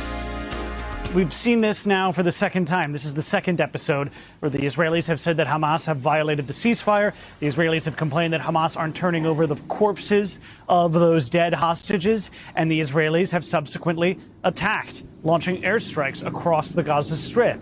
This happened just in the past day or two. It happened last week. And there's two ways of looking at it. You could say that this is a very sensitive treaty, and of course, that's very true. But it also has survived and endured quite a few challenges, and it just looks like it survived this one. As you mentioned, it's been a couple of hours. It's been about 8 hours, 8.5, since the Israelis declared that they were back on the ceasefire. The firing had basically stopped. Now, in that time, more than 100 Palestinians had been killed overnight, but it looks as though still both sides committed to sticking with the ceasefire. That's NBC News' Matt Bradley with the report. And this is a big deal, right? I think it's a big deal because as we see the peace process, obviously, I hate to trivialize it, but you're going to break a few eggs making the omelet, right, so to speak. It's not always pretty, but the outcome can be well worth it. I want to get some reaction to what's going on with this update and to what's going on in that region overall with the founder of SaveTheWest.com, Kenneth Abramowitz, and he focuses on national security, and he wrote a book, The Multifront War, Defending America from Political Islam, China, Russia, Pandemics, and Racial Strife. Kenneth Abramowitz, welcome back. Thank you very much. Happy to be with you. So, thank you. Let's talk about what you just heard. There was a skirmish. They shot at the IDF. The IDF shot back, I think killed 100 people. This is, obviously a violation of the ceasefire, but now we're hearing that everybody's kind of sticking to it. What's the latest, and what's your expectation? Well, in the Middle East, I have an expression, there's no non-military solution to any problem you can think of. So it's basically war forever. But right now, there's a, so to speak, ceasefire, but it's very tenuous. Neither side's happy with the ceasefire. So Hamas is basically committing genocide against the population of Gaza. So they're trying to see how many people they can kill, anyone who rivals them. And they're also trying to see how many Israeli soldiers they can kill across the ceasefire line. And meanwhile, Israel is looking for an excuse to blow up 100 bad guys whenever they can. So it's a very tenuous truce because the underlying problem hasn't been solved. And until Hamas is disarmed, the underlying problem just percolates and grows and metastasizes. What do you think happens now as we move forward? President Trump making it very clear last week that Hamas will disarm one way or another. Your thoughts on his comments and when that next step comes to actually pass? Well, it's just a question of time as to when President Trump gives up. He's publicly said that Hamas has 2 days, 3 days to release the final 15 or so to seize hostages, and Hamas ignores that deadline. Then President Trump publicly says, I might have to allow Israel to go back in and disarm Hamas. By the way, there's no army in the world capable of disarming Hamas other than Israel. And so President Trump goes back and forth because he wants the ceasefire to work. He doesn't want the war to start up directly again. But I think it's just inevitable. I don't know whether it's a week away or a month away, but it's inevitable that President Trump will allow Israel to go back in and disarm Hamas because there's nobody else to do it. Now, you base this on your just lack of faith, obviously, in Hamas terrorists, or is it based on something else? Hamas is a death cult. Now, we've seen death cults in recent history.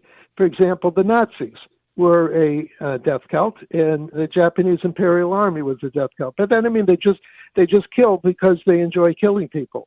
By the way, as opposed to animals who only kill another animal in order to eat it because they're hungry. You don't see animals go and kill 1,000 animals and eat one of them. But human beings are crueler. I hate to say this, are crueler than animals. So we just kill 1,000 people. We don't eat anybody. We're not cannibals. But so the history of death cults is they die when they're killed. If they're not killed, they just keep metastasizing. So, for example, after Muhammad died roughly 1,400 years ago, roughly in the year 630, for the next 100 years, his followers were death cult members, took over half of the world, known world at that time. They only stopped when they were stopped. They were stopped by the Europeans, they were stopped by the Indians, and they were stopped by the Chinese. So the history of death cults is they keep killing until they're stopped. And so someone has to stop Hamas. Israel's the only country capable and willing to do it. Now, Kenneth Abramowitz, if your analysis is right, what happens next? Does, you said a week or a month? They break the ceasefire? President Trump says, "Go ahead, knock your socks off." Then what? Well, then Israel goes back in. Now, at the beginning of Hamas's genocide against Israel on October 7th, they had about 40,000 bad guys. Israel killed about half of them, or maybe even 30,000 of them. So there's 10,000 left, and then they recruited another 10,000, usually kids that are 16 years old. So my reports that I see in the newspapers and internet say there's about 20,000 bad guys left. But many of them are 16 years old. So I would think in 2 months, the Israel Defense Forces could kill or capture almost all the bad guys. And I think that would be the best thing for Israel, best thing for America, and best thing for the citizens of Gaza. By the way, the number one victim of Islamic death cults are Muslims. The irony is Israel is protecting Jews, Christians, and Muslims in the Middle East. The President Trump should just let them do that, because the Hamas death cults, I don't know how many hundreds of people they killed, but they're going to kill 100 people a day forever until someone stops them. And I think we can't just the world shouldn't sit back and let a Hamas genocide take place against the citizens of Gaza. Yeah, no, I hear that. And for everybody that's listening, we're on with Kenneth Abramowitz, founder of SaveTheWest.com and a national security analyst. Kenneth, let everybody know how they can get a copy of your book, The Multifront War, Defending America from Political Islam, China, Russia, Pandemics, and Racial Strife. Sure. There's two ways. One is people can go to my website, SaveTheWest.com. They can, by the way, there's a pop-up menu. They can sign up. I write an article every 2 weeks. It's complimentary. They should take advantage of it. But on that website, they can go directly to Amazon. There's a link to Amazon, and they can buy the book. The second way, obviously, they can go to Amazon directly or to Barnes & Noble or any of the major internet booksellers and buy the book. And it's now in its 4th edition.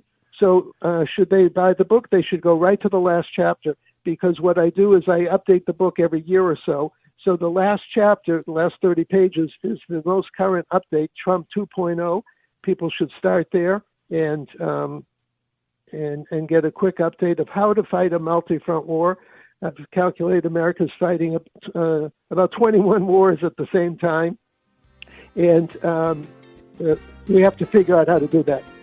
Outstanding. Kenneth Abramowitz, I want to thank you for being here. Again, the book, The Multifront War, Defending America from Political Islam, China, Russia, Pandemics, and Racial Strife. Sir, I appreciate your time. Thanks for staying up late with us. Godspeed to you. And amigos, we come back with your thoughts, your calls, your opinions, and so much more. Don't go anywhere. I'm Rich Valdés.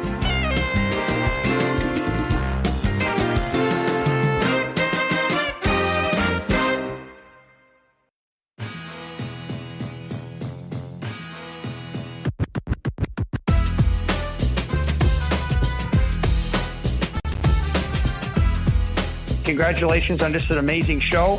I know you've worked so hard in the industry, and nobody deserves it more than you do. So I'm happy to see you really succeeding here. It's awesome. America at Night with Rich Valdés.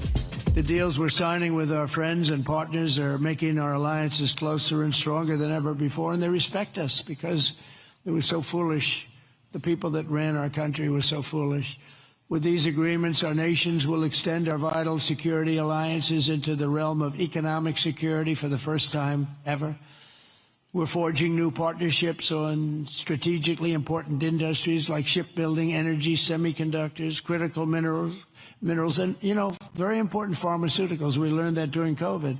We had to rely on other countries to give us pharmaceuticals. You can't do that. You have to, certain industries you want to have there. You want to have your medicines made, ideally, in your own country.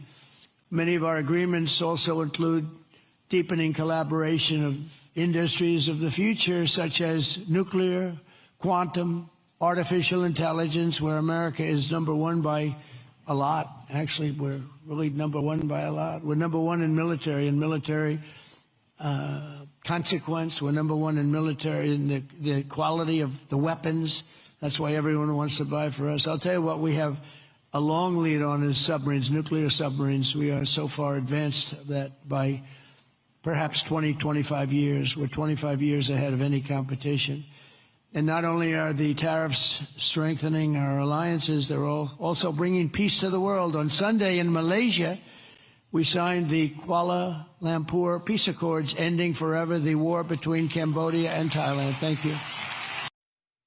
That, again, President Trump in South Korea today, just making it clear what he's doing out there. And he's making it happen, Captain. He's making it happen. A little while ago, I'd say about 2 hours ago, President Trump putting a message on Truth Social just before meeting with President Xi, shaking his hand, doing the photo op, and sitting down for the conversation that we played you a clip of a little while ago. And he wrote this on Truth Social. Here's the post. The United States has more nuclear weapons than any other country. This was accomplished, including a complete update and renovation of existing weapons during my first term in office. Because of the tremendous destructive power, I hated to do it, but had no choice. Russia is second, and China is a distant third. But we'll be even within 5 years because of other countries' testing programs. I have instructed the Department of War to start testing our nuclear weapons on an equal basis. That process will begin immediately. Thank you for your attention to this matter. President Donald J. Trump. He shot off that tweet, that truth post, right before meeting with President Xi. Strategy? I'd say so. Wants to let Xi know we're not playing games. We're not playing games. Then he walks in there and gives him that nice Donald Trump handshake with the little pull in, to let him know who's boss. And I got to tell you, that's why I voted for Trump 3 times. That's why I get on here and I defend his policies and I defend him, because I think he is what America needs. It's the strength that America needs to display on the world stage. And he's right when he said our country, the people who ran our country, did it foolishly. That is him being incredibly generous. You know me, I say Joe was un baboso, right? Joe el baboso Biden. And I say that generously. Right, Joe Biden was really a disaster. We're talking about the auto pen disaster becoming something that goes up to the Supreme Court. I mean, that is terrible. It's absolutely terrible.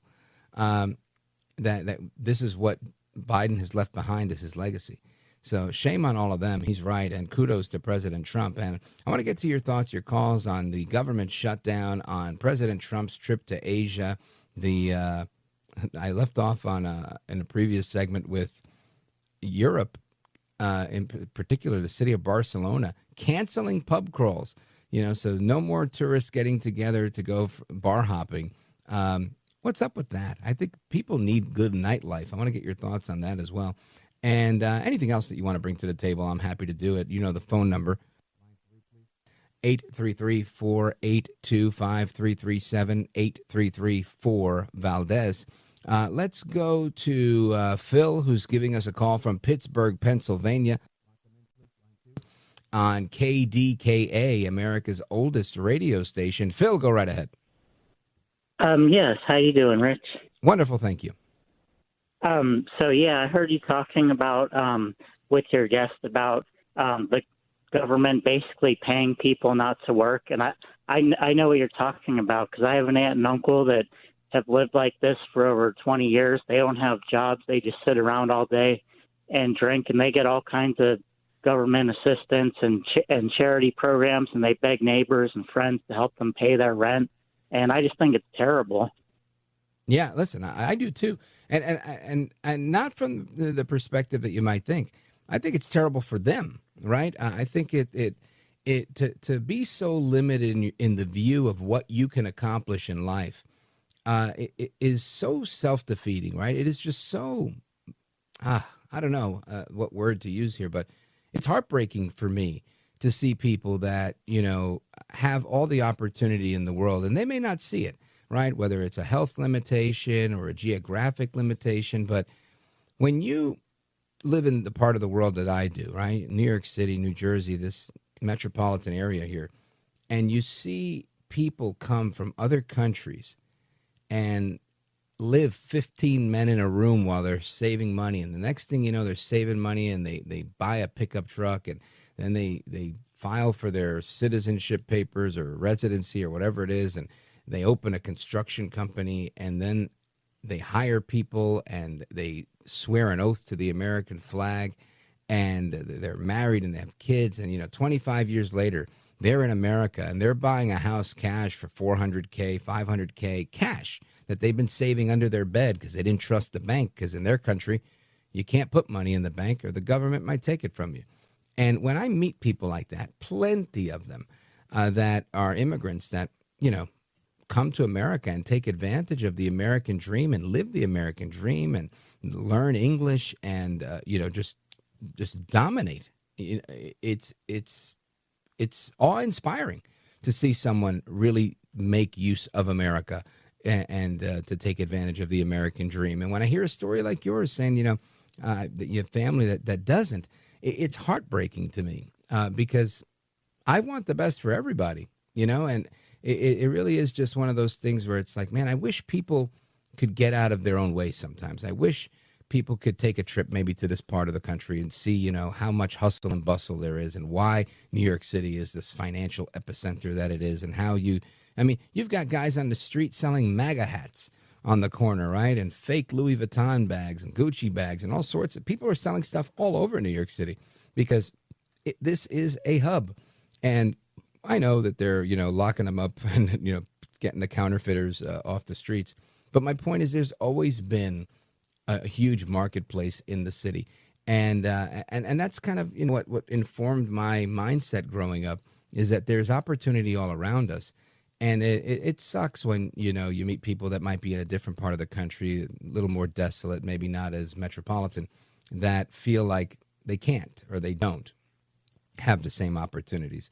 So my thoughts and prayers are with your family, your aunt and your uncle that are living on the government dime, because it really does suck, Phil. Oh, yeah. Well, the thing is with the government shutdown and food stamps, like they're the kind of people that make the people that really need it look bad. You know what I mean? Like there's people out there that really need all that stuff. And then there's other people that just take advantage of the system, No, because you're saying they could otherwise work and they're just not because of whatever reason. It's not like they're permanently disabled or something. Oh, yeah. Yeah, that sucks. Well, again, heartbreaking just to think that somebody would want to live in a situation like that. And I grew up seeing that stuff. I remember my brothers went to a school called Shellbank Junior High School. Right across the street from Shellbank Junior High School, they had some friends that lived in a housing project that was there. And these projects were rough. And I always thought to myself, why don't they leave? Just as a little kid, I was 8 years old, and thinking, why won't they leave? And I've always had that view, like if you don't like that, maybe do something else so that you're not there.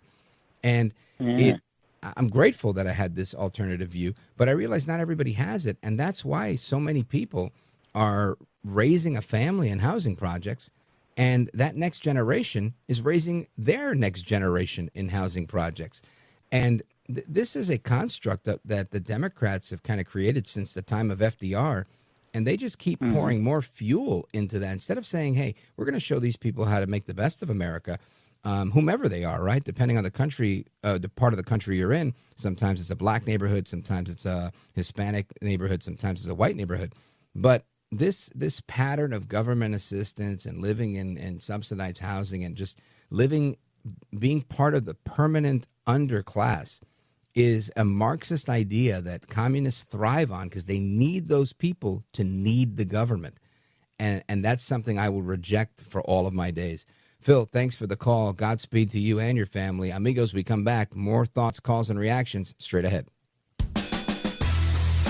This is America at Night with Rich Valdés. Call now, 833-4-VALDEZ. That's 833-482-5337. 833-4-VALDEZ.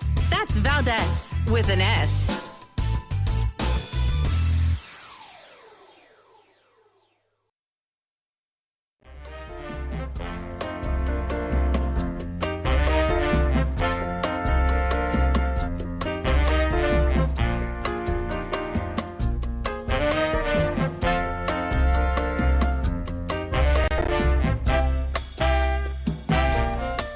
America at Night with Rich Valdés.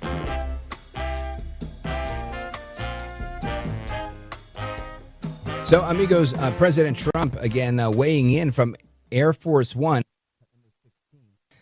today. All the speculation about him running in 2028.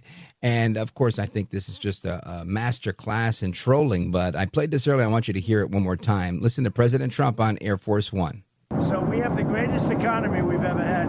I have my highest poll numbers that I've ever had. And, you know, based on what I read, I guess I'm not allowed to run. So we'll see what happens. Johnson says you're trolling when you talk about a third term. Well, I don't think he said that. I don't think he used that term, but it's a very interesting thing. I have the best numbers for any president in many years, any president. And I would say that if you read it, it's pretty clear. I'm not allowed to run. It's too bad. I missed it. But we have a lot of great people. That's President Trump again on Air Force One. And I want to get your thoughts, calls, reactions, opinions on everything we're talking about in America at night. And let's go to Berwyn, Illinois, WLS in the building, and check in with George. George, go right ahead. You're on with Rich Valdés. Hi, Rich. Thank you for taking my call. Yes, sir. I was just listening to what you just played, but I think I haven't heard I listen to this radio station at least twice, 2-3 times a week, and not one person has actually pointed out basically the tanking of our economy. Inflation is up. The job up from where has gone down from last year. Even if it's 0.01, it's still up. Job growth is low. The GDP was higher last year. 0.01 tanking? I'm saying all in all. But really, all in all, is tanking the right Trump word? But okay, the reason I say tanking is because he continually says that Biden's 4 years were the worst economy ever. So if we're doing worse than the worst, what does that put us? You just played a video or an audio, him saying we have the greatest economy ever. Right. Well, he's talking about the totality of it. I mean, if we look at the stock market, we're breaking records there. When you look at the amount of trade that's going on and the amount of revenue coming in from the tariffs, this is all money coming into our treasury that wasn't coming in before. And this is clearly part of the overall strategy. So when you look at inflation, it's been holding stable. I don't make the argument that inflation's going up, whether you want to compare it to last year or not, and this sliver of an amount. I do realize that we can do better in the job market, and we had a whole conversation about that with the former White House economic advisor, who agreed we do need to spur job growth, and I think we're going to get there. I think this is a yeoman's task because, you know, President Trump is a builder, and to make a building analogy, oftentimes one is building a building, right? You say, all right, Don Jr., get me our concrete guy, and Eric, get me the window guy, and we're going to build this skyscraper. And they do that, and I'm sure they have a list of guys that they use as suppliers. But it's not the same when you're building an economy, right? And you're fortifying a financial system, when you're introducing cryptocurrency that is not only something that's going to be part of what we do in the United States, but moreover, making the United States the crypto capital of the world. So I think when you put all of these building blocks in place, Trump is doing nothing more than setting the foundation for something very, very large. And I might be skeptical, like it sounds like you are, if this was the first go-round and I had not seen him put the economy on steroids like he did in the first Trump administration. But I did see him do that. And he did it in much the same way, right? Trying to level the playing field, getting other people to pay their fair share, making sure that we focused on domestic production. And again, we're moving in that direction. We also have had so much investment from AI that it's ready to go, right? Again, this stuff is it's major. This is major changes in our infrastructure. And I know that I don't expect it to happen yesterday. So I realize that moving forward, we're going to see a very robust 2026. Now, let's say it's not 9 months into Trump's first term, right? Let's say it's a year and 9 months into the term. And you want to call and say, well, look, he's been there for almost 2 years and the economy is tanking. We're going to take a look at what's happening with whatever, whether it comes to the stock market's not where it's supposed to be. Inflation is up over Biden. That hasn't really happened. So not in any significant way. So I think right now is a wait and pause moment. And with the developments that we're seeing coming out of the Fed, which, again, I will accept as the Fed is responding to a weaker job market. Not weak, weaker. I got it. And I'm with you. I want to see more people getting hired. I want to see people getting paid more. I think that skittishness that we're seeing in the market is the result of a number of things, but things that will definitely come to pass. I think we're checking the temperature a little early, and that's okay. We need to check the temperature as often as we want to. But I think to be fair, we've got to give the guy a little bit more than 9 months. And I think in the 9 months, we've seen a lot of development. At least that's my thought. George in Berwyn, Illinois, thank you for your call. I appreciate it. Shout out to everybody on WLS. And coming back, your thoughts, calls, and reactions. Don't go anywhere. This is America at Night with Rich Valdés.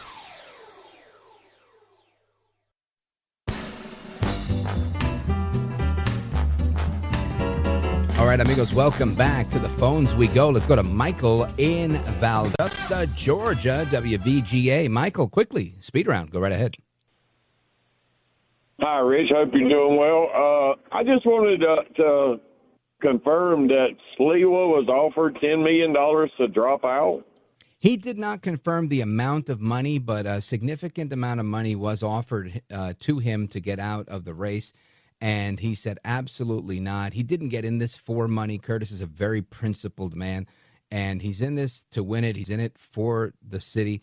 It's one of the main reasons I honor and respect the guy. And I wouldn't expect anything less from him. That's right. It has nothing. Well, it does have something to do with me. I'm way down here in Georgia, but if maybe the same people that offered him that offered it to Cuomo just to stay in to be a nuisance, would that be illegal? You know, I don't know, because it could be maybe shaped in the terms of campaign donations and whatnot. Very good question, and I'm going to poke around and see what I find out. But it was definitely the same people, I'm guaranteed. They have a dog in this fight, and sadly, people really want to see NYC go down the tubes for either political gain or cheap real estate prices. Either way, that's what's coming if Mamdani wins. We need a Sliwa surge all across the 5 boroughs. Amigos, hasta la próxima. Take care, good night, and God bless you, America. I'm Rich Valdés.